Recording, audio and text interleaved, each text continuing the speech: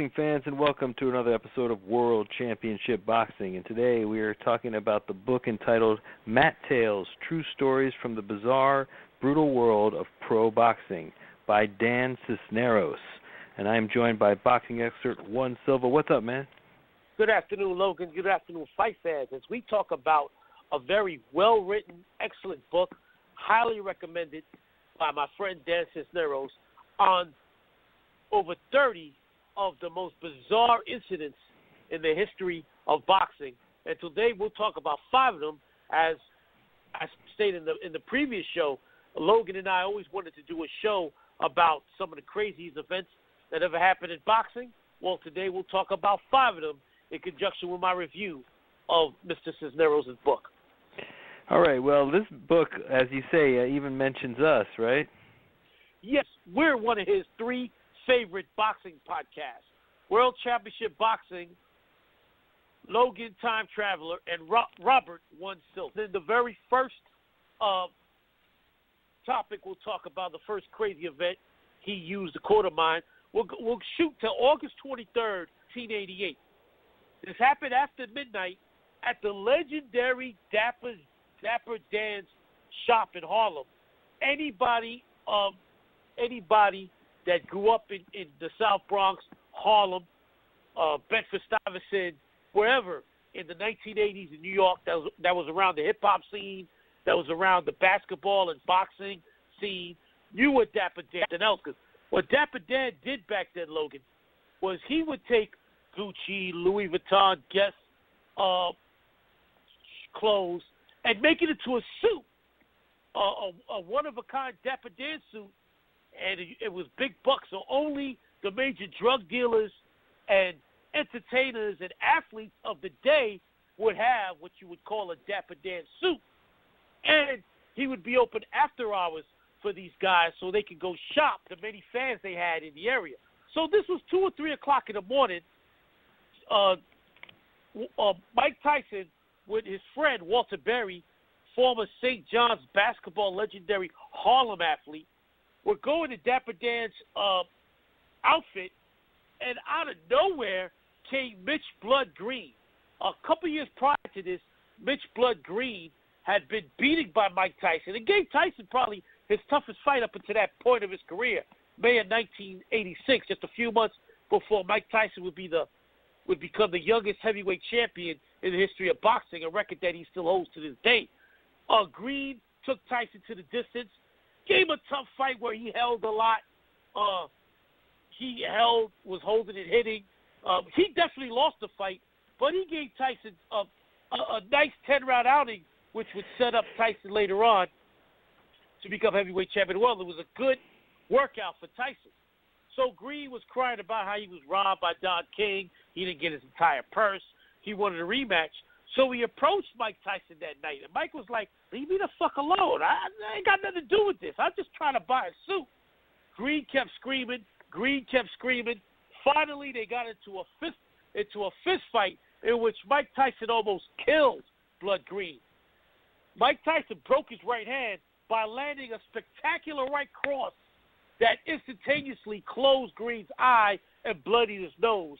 The fight was soon broken up and did tremendous damage to Mitch Blood Green's career, because after that he was never the same. Not even in the ring. Not even in the ring. He never got his rematch, and he was embarrassed in the streets of Harlem. Wow.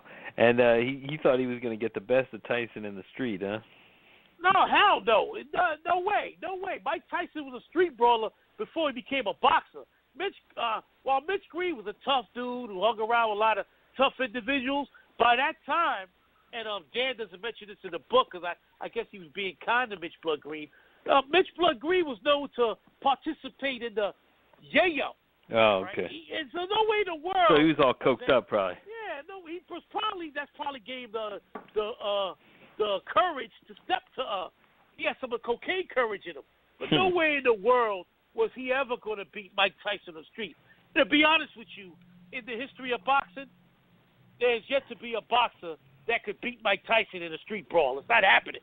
All right? So did that fuck up Mike Tyson's career by breaking his hand a little bit, or? Yeah, he was scheduled to fight later on that fall. He was supposed to fight Razor Ruddock, and as I mentioned this in the book, in this book, Cisneros quoted me about that event because the morning after this happened, unbeknownst to me, I didn't know that this happened. I was leaving my building when I was approached by a couple of drug dealers. Everybody knew, all the drug dealers, all the cats in my neighborhood knew that my father and I were the boxing brains of the neighborhood of the South Bronx.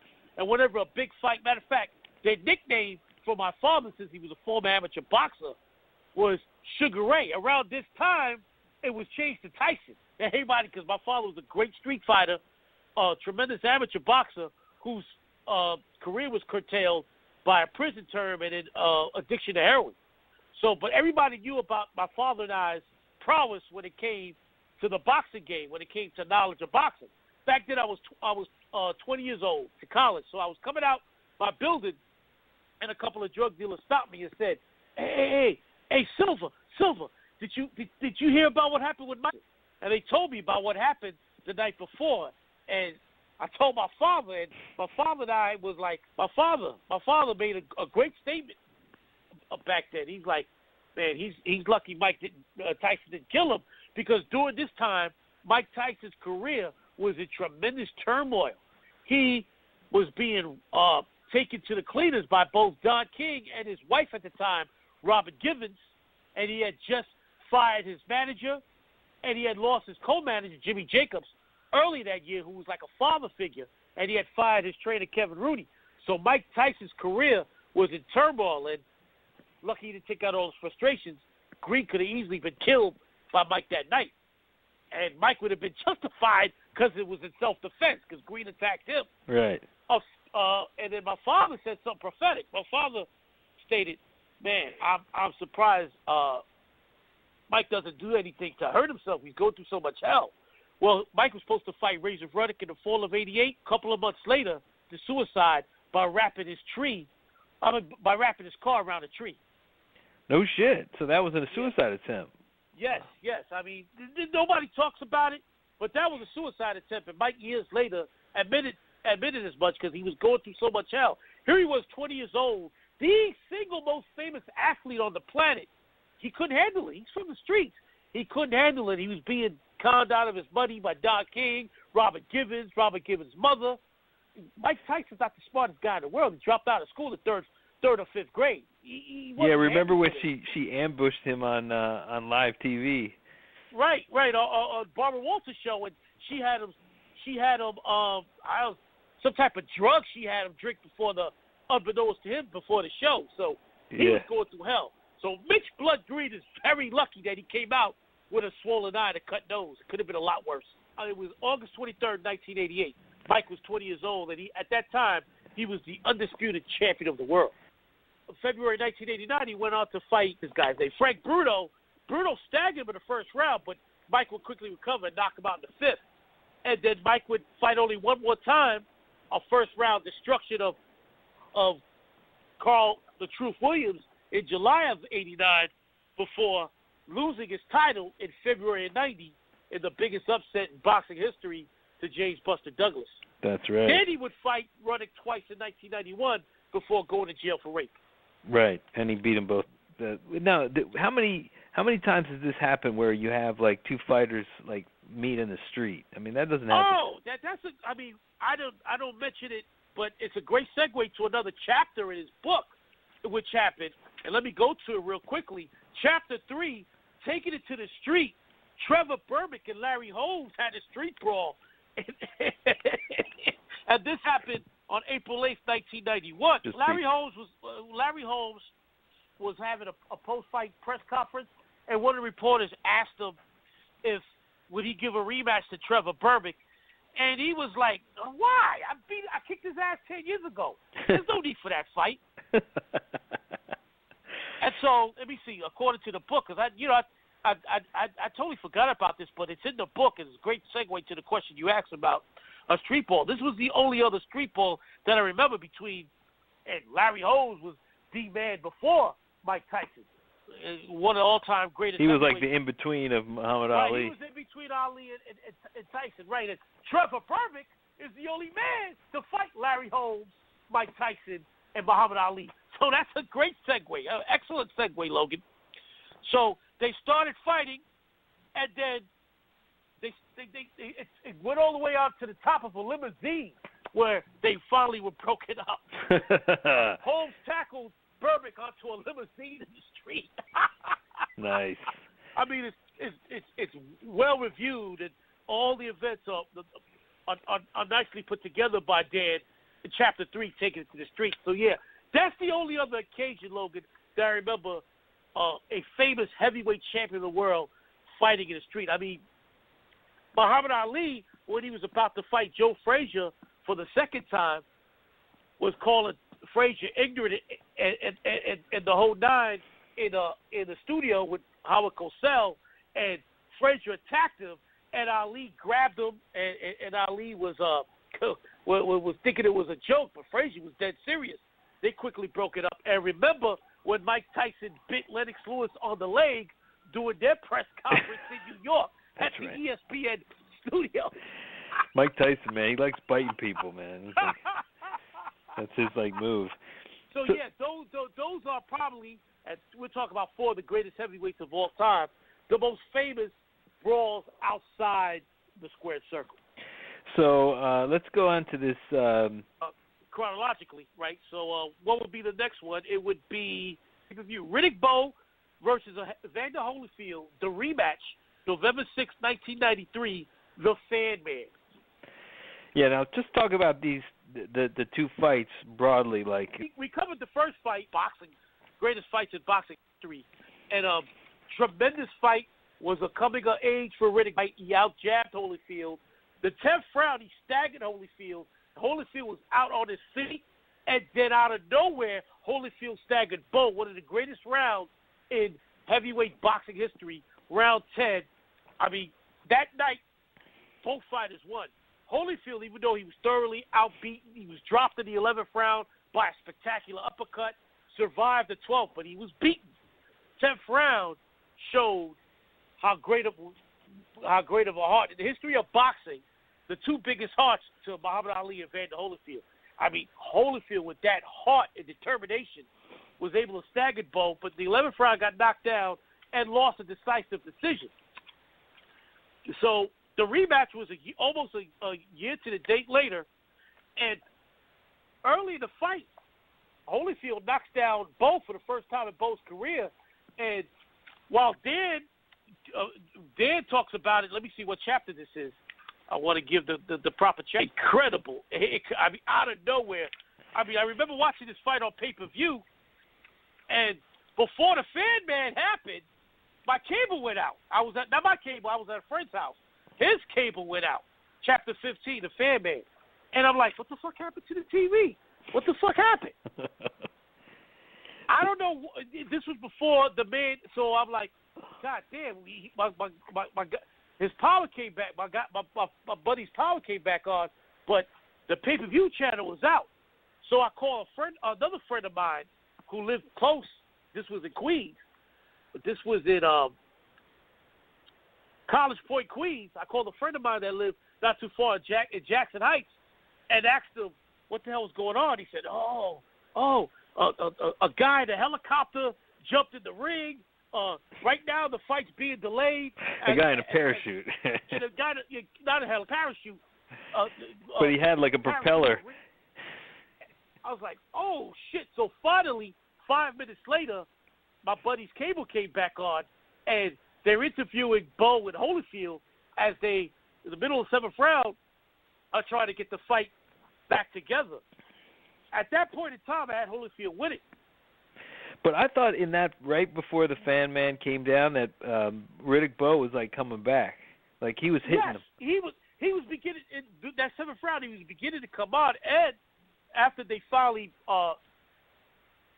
brought everything back, got rid of the and while the Fan Man, as you can see in the clip I sent you, when the Fan Man did land in the ring, I think he landed right outside the ring apron. Yeah. Bowe security beat the living shit out of him. Once again, this guy's lucky he wasn't killed. They stomped on him like they were the LAPD and he was Rodney King. They stomped the shit out of him. Yeah, they went right after him. And it's funny. This wasn't Las Vegas security. This was Riddick Bowe security. Yeah, they were like, so he comes in from the sky, like, I don't know what this was, like some kind of publicity stunt or some shit. I don't know what he was trying to do and here. You saw Bowe and Holyfield, they turned around and they, what the fuck's going on here? They look, never before I've ever seen that in a fight, where they turn around and like, I was like, oh my God. And then doing all of this fracas and doing the delay, Riddick Bowe's wife was pregnant at the time, and she collapsed, and she had to be rushed to the hospital. And Dan doesn't bring that up in this book. I know he's a friend of Riddick Bowe. Maybe he didn't want to bring that up, but that's what happened. I remember, because the announcers talked about how she fainted. Yes, and they had to rush her to the hospital. And give credit to Riddick Bowe. He could have easily said, man, fuck this, I'm going with my wife. Yeah. Well, I bet you it affected him probably negatively. No, he fought better from that moment on. I thought that he came on strong and won three of the last 4 rounds, and the only reason he lost the fight was he got knocked down early in the fight. He came from behind. This was one of those situations where the situation with his wife and all this thing, and he knew he was losing, spurred him on to fight strong in the second half of the fight. But he was also he had some cuts that they helped work on while the guy right. They were able to heal during this 15. It was like a 20-minute to 30-minute delay. Where was this? Vegas. Caesar's Palace, Vegas.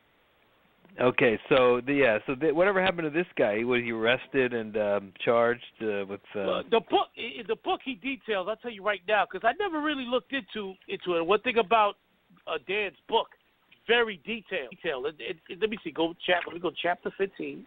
At the end of each chapter, he'll tell you the aftermath. Look. He was three-landed. He was beaten, nearly unconscious, just like I mentioned. Dan, very, very detailed, and then taken to a nearby hospital before being booked, charged a $200 fine, and released. So he didn't go to jail for it. Well, they probably figured he got enough punishment when he got down there. And well, they probably looked at him and said, you know what? Let's give him a fine before he sues us. Yeah, because they beat the shit out of him, man. Yeah, I saw that. They beat the shit out of him. Yeah. All right. Well, that was definitely like probably the craziest shit ever that's ever happened. But no. Riddick Bowe and crazy go together, because the next thing we'll talk about, a fight that I attended. You were there? July 11th, 1996. The Riddick Bowe Andrew Golota Foul Fest race riot. Wow, man, that thing was. Yeah, you're right. That might be up there with the. Yeah, I was at this fight, and I go in his chapter. I'll tell you what chapter it is, because I go in detail, complete detail about the riot and what I was seeing. Because my father and I was sitting there. I had to stop my father from getting involved. This is chapter 30, Battle of the Battle Royals. This was like a scene out of pro wrestling. This was, except it was real. It wasn't orchestrated. This was real. That night, July 11, 1996, my father and I go to the Garden, and we had never seen, and my father and I have been to several fights together. My father took me to my first fight in 1980. This is 1996. So for 16 years, my father and I attended several fights, so many that I've lost count. Never before have we seen so many Polish guys at a fight. I mean, there was Polish guys all over. There had to have been 2,000 or 3,000 Polish guys in attendance that night, with wrapped around in Polish flags, drunk. They were drunk before the card started, and you heard the N-word. Oh, we're going to kick this N's ass, blah, blah, blah. And my father, who was very intuitive when it came to boxing, was like, this is no good. I mean, if Riddick Bowe kills this guy, we expected Riddick Bowe to kill. Because Golota, we didn't think much of Golota. We thought he was a dirty fighter and that Riddick Bowe was going to beat this dirty fighter to the ground. We didn't know that Riddick Bowe didn't train for this fight and would go in here thinking all he had to do was show up. In the fight, Bowe got his ass kicked. Yeah, Golota was fucking jabbing the fuck out of him. We covered this in the greatest fights in boxing history. We covered both Bo-Golota fights. And this fight, Golota was out jabbing Bo, which had never happened before. Bo had one of the greatest jabs of his era. Golota was doubling, tripling that jab, but Golota kept going down low, and he kept hitting Bo. And finally, the 7th round, he landed a spectacular combination to the balls.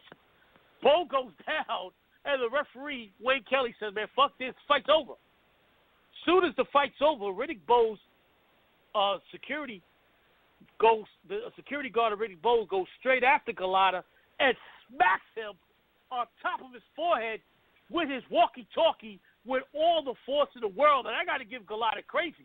He had just been in a 7-round war, and he didn't go down. He just stood there looking at the guy like, is this guy fucking kidding me? He's like a piece of iron, that dude. Like, the minute that shit happened, an all-out race war occurred. What happened with Lou Duva, though? Like, Lou Duva was Golota's trainer, right? I'll tell you in a second. While they're fighting, and they're you got blacks and Polish guys beating the hell out of each other, I grabbed my father, because my father looked like he was going to get into it, and said, no, Pop.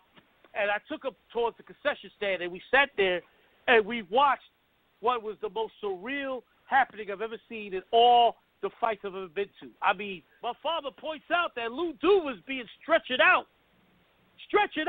And I'm like, I think Lou had a heart attack, because he's like convulsing while they're bringing him out. But he probably got in on the fight, because he's... Lou Duva was one of the most volatile, but rest in peace, Lou, was one of the most volatile trainers in the history of boxing. He would attack guys after the fight. I've seen him and went after somebody. He went after Roger Mayweather after Mayweather beat his fighter Vinny Pazienza. That's right. Uncle Roger. That's what I saw. I remember that. Yeah, that's when he tried to attack Roger. And good thing he was held back, because Roger would have killed him. One punch would have been over for Yeah, Lou Duva was like 5'2". But while he's on the stretcher, somebody stole his diamond ring off his finger. Unbelievable. He was like the Bobby Heenan of boxing, like. Yeah, it was. He was Roddy Piper's trainer doing his fight with Mr. T back in WrestleMania. Yeah. So all of this is going on. My father and I are watching this, and finally, after 20, we didn't get out of it until almost an hour later, because I wanted to make sure that everything was clear before we walked out. Plus, my understanding as we left the building, like 40, 45 minutes later, was that security had blocked all the exits because they wanted to arrest all the participants. So it was a good thing we waited. It was just bizarre. George Foreman, there was guys trying to attack Larry Merchant. George Foreman was like, put his hands up and said, no, son, you don't want to do that, son. Leave him alone. Attack Larry Merchant? Why? I don't know. These motherfuckers were drunk that night. I don't know. Maybe he thought he was Polish. I don't know. George put up his big hammock and said, no, son. So George, he protected him. And the guys, they backed down once they saw Big George. He was protecting Larry Merchant and Jim Lampley. Yeah. Yeah, because they were right in the thick of it, and Jim Lampley's daughter was was somewhere in the crowd, and he was worried that she might have been hurt, but she was okay. And what was Bo and Golota doing during all this? Oh no, Bo was quickly rushed out of the ring. And where was Golota? I think Golota stayed in the ring while he was being tended to, because he had suffered a concussion off that broken off that walkie-talkie breaking over his head. So who got charged? I mean, was a lot of people like? Oh, and he goes into it. Oh man, Dan is very detailed when he talks about what happened. Let me go to his chapter 30 in the book, like I said. It was reported that 22 people were injured during the event and 16 were arrested. Bo's manager, Rock Newman, received a 1-year suspension and was fined $250,000 by the New York State Athletic Commission. Yeah, because he started the whole fucking thing with that. Well, he ran out, and then the security guard followed him. So, yeah, he started it. You're right. Well, man, that thing just... It was like it was weird because it calmed down and then all of a sudden it would start up again. It was just total mayhem. Anyway, you got to check that out on YouTube. It's there. So it's a sight to see, man. It's like nothing you've ever seen. Yeah. Now, I mean, have we ever seen other? Has there been riots in other fights? Like there have been riots in other fights. I mean, not like the soccer riots in South America where people get killed, but there have been riots, and I've seen it. We've talked about a few of them on. But when Marvin Hagler beat Alan Minter back in 1980 to win the undisputed middleweight championship of the world, he went to England to beat Minter. He chopped Minter's face, looked like somebody had stabbed it 20 times. Referee stops the fight. You should. He's getting his ass kicked against one of the greatest fighters on the planet, and his face is bludgeoned. Stops the fight. Immediately, British fans start throwing tens of bottles at Marvin Hagler. Marvin Hagler was protected. Hagler won. His entire corner jumped on top of him and shielded him from the debris. Just one glass bottle bouncing off of him after another. Wow, that's terrible. Fucking sore losers. It didn't make. I mean, I could see if it was a bad decision. But he was getting his ass kicked. He had no shot in the world. He had no shot when the fight was signed. So after he's bloodied and beaten, bludgeoned, what the fuck? I don't know. Unbelievable. So that's So there's been a few. Sometimes when there's a bad decision that can happen. Jose Torres, a fighter that we talked about in the series, when he lost his disputed lightweight championship world to Dick Tiger, another guy we talked about in the Greatest Performance series. It was in Madison Square Garden. Jose Torres, Puerto Rican, 18,000 people, 15,000 were probably Puerto Rican. Chairs and bottles and everything started getting thrown because he was robbed, and it was just, oh my God. Right. Yeah. So that's another situation, but that's the opposite of what happened with not that I'm condoning it. You should never write. Your guy loses, just go home and cry. So Riddick Bowe gets the disqualification there. And then he beats him 5 months later in the rematch, in which he takes an even more severe beating. And he gets disqualified again in the ninth round by landing to Bowe's balls. And that was Riddick Bowe was never the same after these beatings. I believe he suffered dementia off these two beatings and has never been the same. And poor Riddick Bowe, dead broke today, and not doing so well. Really? Dead broke? Yeah, dead broke. How is it Holyfield doing, by the way? Doing okay. Holyfield's doing great. He just signed a deal, a Landmark Theater in Brooklyn. There's a Landmark Theater in Flatbush, Brooklyn. I've been there a couple of times. Beautiful. Oh yeah, it's great. You can eat food and watch the movie there. Yeah. The King's Theater in Brooklyn. He just signed a landmark deal with them, starting next month. Monthly boxing in that venue. As Evander Holyfield has a new up and coming promotion called Holyfield Promotions. Oh, so he's gotten into the business. All right, gotcha. Yes. Well, that's good. And not a nicer guy, very religious, very moral. Fought too long, though. Definitely. But I'm glad he's doing something that keeps him in the sport without having to take a punch. Yeah. Well, and Gallardo, we talked about how if he had just a better head on his shoulders, he could have been a real great fighter. He had the most ability of any Polish fighter I've ever saw. He just had the intelligence of a mongoloid. Or he didn't have self-control. He had no discipline whatsoever. Yeah. And then what happened with him and Tyson? He quit. He quit. I mean, that's Tyson right. is hitting him with some bombs, and he's not going down. He's taking him. Gallardo had a great chin, but Gallardo turned around and said, "Fuck this! I don't want to do this anymore." And walked out the ring. Yeah. Oh God. All right, so let's go to the next one here. Lennox Lewis. Oh yeah. Oliver McCall.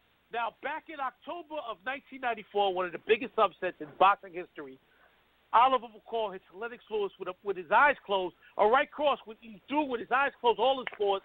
Lennox walked into it, gets knocked out. One of the biggest upsets in boxing history. McCall will lose the title in England a year later to Frank Bruno, and Bruno would get bludgeoned in his rematch with Mike Tyson in March of 1996. Mike Tyson is then ordered to fight Lennox Lewis. Mike Tyson decides not to fight Lennox Lewis. He decides to fight Evander Holyfield instead, and you know what happened there. Yeah. So Mike well, Tyson he was fucked either way. he would have got his ass beat either way. You're right. Mike Tyson gets stripped of the WBC title and is put up for grabs in this rematch, February 7th, 1997. Lennox Lewis fighting Oliver McCall for the title, and throughout the entire fight, Oliver McCall is acting like he has smoked 10 ounces of crack. He's like wandering around during the break. Around, in between rounds, he's walking around, he's crying. Finally, the referee stops the fight, and I believe the referee was Mills Lane. Stopped the fight because McCall was just standing in the corner, getting hit without defending himself. He keeps turning his back. And finally, Lennox Lewis, I gotta give him credit. He took his time because he wasn't sure if McCall was trying to lure him in, and get caught and get one of them crazy right hands. So he fought safely. Finally, referee stops the fight, and when the fight's over, McCall's crying. He had a nervous mental breakdown, which probably was induced by use of crack cocaine. Yeah, that was just some crazy shit, like right there, man. And let's see what happened. And that was chapter 13, pugilistic breakdown. And let me read some of the comments that was written in this chapter. Yeah, Mills Lane was the referee, like I stated. Fifth round disqualification. And let's see, the executive director of the Nevada State Athletic Commission, Mark Ratner, this is in Dan's book, expresses displeasure with the performance of McCall, saying there would be an investigation and withholding of McCall's sizable purse. Lennox Lewis, after the fight, stated, I thought it was a joke or something, or that he was trying to lull me into something, just like I had stated. And then Emmanuel Stewart, who used to be McCall's trainer, said, McCall's just a high-strung, emotional guy. He just said, forget it. I don't know what Stewart meant by that. It was so weird, too, because I watched the first fight, and you see... Stewart is McCall's trainer, right? Yeah, right, and he's right. jumping up and down. Then after that fight, he quit McCall and went to train Lewis. After that fight, Lennox Lewis gave Emmanuel Stewart a phone call, and Stewart told McCall, all right, nice knowing you. He probably knew. He probably knew it was a fluke. Yeah, it was a lucky punch. Yeah. He knew. He was no dummy. He knew in the rematch he was going to get owned, and he did. And so they never fought again. Obviously. No. They didn't. There was no need to. McCall's career was never the same after this. And did McCall fight again though? He fought several times, and I think he won 12 of his last. He fought as recently as less than 10 years ago. I mean, Oliver McCall's an old man now, but he was much older than Lennox Lewis at the time. But yeah, he continued to fight. I think he only lost 4 or 5 more fights after that, out of the many fights he had. And it showed that there was a vulnerability to knockout by Lennox Lewis. Well, the 2 times Lennox Lewis lost, he was both knocked out by a right cross. Rockman, and he was that was such a lucky punch too, wasn't it? Both punches were lucky punches. Both punches Lewis walked into. Both fighters Lewis took very lightly and paid for it, but he got his revenge against both guys. Yep, yeah. More satisfyingly against Rockman. Oh, Rockman, he almost killed. I couldn't believe that, because he was winning that fight. I mean, and then he just walks into that punch. And those are the only 2. Those are the only 2 losses. Those were the only 2 losses in his career. Yes. Yeah, just getting caught with those punches. And it probably gave a lot of people thinking that they could be that same guy in a lot of his fights, and nope. So I wonder what happened if Tyson had fought him earlier in his career. It depends. If he fights Lewis when Lewis is not trained by Stewart, Tyson knocks out Lewis. If he fights Lewis when Lewis has Stewart, they both in prime, Lewis beats Tyson. And they did spar together, right? And they got kind of when they were amateurs. Yeah, when they were on an Olympic team or something, right? Yeah, and I remember Mike talking about this after Lennox disaster. Said, yeah, we sparred. We were boys. And I knew his mother. I love his mother. His mother's a great person. Yeah, after he said he'd eat his children. He'd eat his children, right, yeah. right. Praise be Allah. So we go to the last one, in which was probably the most bizarre incident in boxing history. And it led to a bizarre ending for not only this guy, but for someone who helped him. James the Harlem Hammer Butler was one of the top 116-pounders in the world, where he fought November 23rd, 2001, New York City, at a charity event for victims for firemen and for families of victims of firemen and police officers that had died in 9/11. So this is 2 months after 9/11, a charity event. Live on ESPN, James Butler, in chapter 28 in the book, fights Richard Grant in a fight where if he wins, he'll probably get another title shot. He's one of the top super middleweights in the world, ranked by the WBO, WBA, IBF. Gets his ass kicked. Grant outboxes him 10 rounds. Huge upset. And which was the second time they fought, and Grant had beaten Butler early in Butler's career. At this point in time, Grant was considered a journeyman, and Butler was a contender.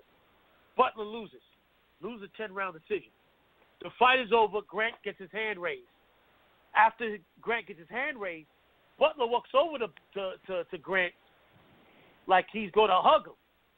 Lands one shot that breaks Grant's jaw. Grant goes down in a heap, and Butler is immediately grabbed by the referee.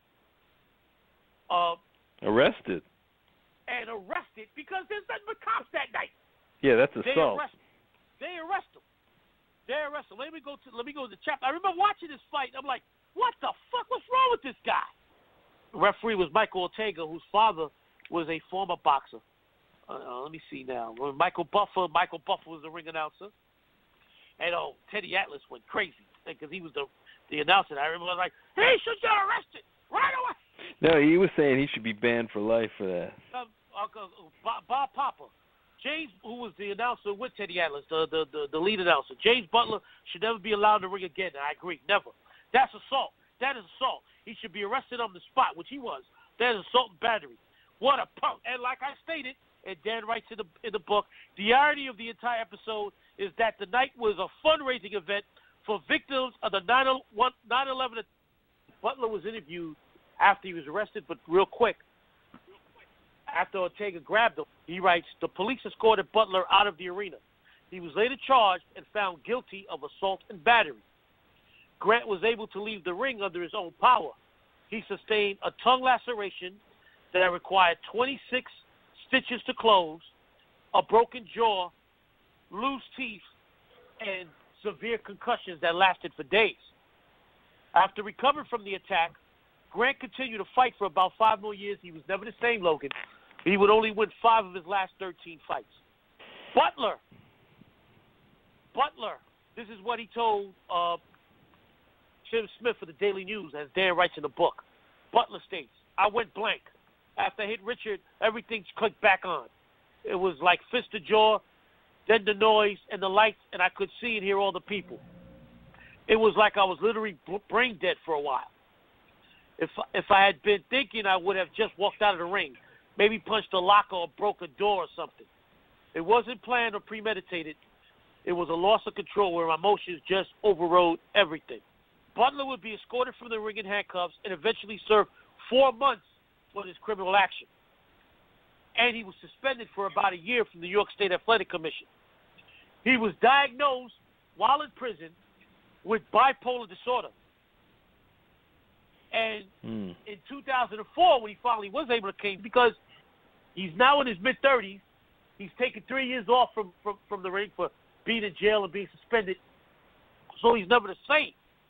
But that was not the worst incident of his life.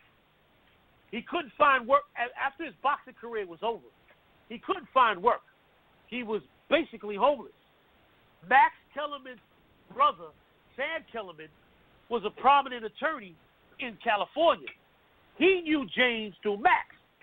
He befriended James and had James stay in his house long enough so James could find a job and begin to support himself. Butler became lazy. Didn't want to leave the house. Was hanging out all day, all night, eating up Sam's food, the whole nine. Sam told James, you overstayed your welcome. You got to go. James Butler retaliated by, remember, James Butler's nickname was the Harlem Hammer. He bludgeoned and killed Max Kellerman's brother Sam with a hammer. And then set the house on fire to make it look like it was an accident. Hey, Butler is still in prison. He was sentenced to 29 years for this murder. Because of this incident, Max Kellerman took a year off from broadcasting. And I'm surprised it was just that long. And Max used to have a radio show on ESPN Radio in New York, and this was after the murder when he came back. And he was always talk about things him and his brother Sam did when they were kids. And whenever I heard that, I was like, God damn. But I guess that was his way of dealing with his brother's loss. Anybody's ever met Max, and I met Max one time at a car in Connecticut. Nice guy. Nicest guy you ever want to meet. No one that knows Max has anything bad to say about Max. You see what you get. I mean, he's a big star now. HBO, ESPN's First Take with Stephen A. Smith. He calls it like he sees it, right down the line. There's no bullshit about Max. No, he's super woke to the black issues, like police brutality. He's pro Kaepernick. I mean, huge. Not only is he a boxing historian, he's a hip hop historian. He's from New York. Yeah, and a huge football historian too. Great sports fan. Period. He's the host of one of the biggest talk shows on television, if not the biggest sports talk show, First Take ESPN Mornings with Stephen A. Smith, another New York resident. So very in tune, and he sees no color. I wouldn't have been surprised that he didn't do this. You know how something happens to a person, a black person does something to a white person, and all of a sudden they become racist. Yeah, they become racist. Nah, not Max.